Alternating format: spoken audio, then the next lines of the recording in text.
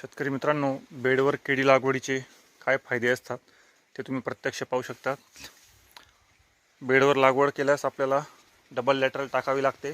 त्याच्यामुळे अन्नद्रव्य दोघी बाजूंनी चांगल्या पद्धतीने मिळतं झाडाला.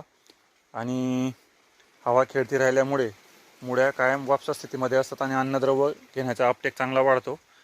आणि सर्वात महत्त्वाचा फायदा बेडमुळे ते तुमचं झाड जे असतं ते एका बाजूला सहसा झुकत नाही, ते एका सरळ रेषेमध्ये राहतं आणि बॅलन्स राहतं.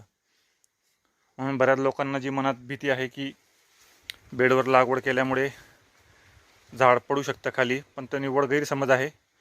आता उलट ज्यांचे बेडवर प्लॉट असतात ते अतिशय दर्जेदार उत्पन्न घेतात पारंपरिकपेक्षा. म्हणून बेडवर लागवड करणं फायदेशीरच ठरतं. इथं पाहू शकतात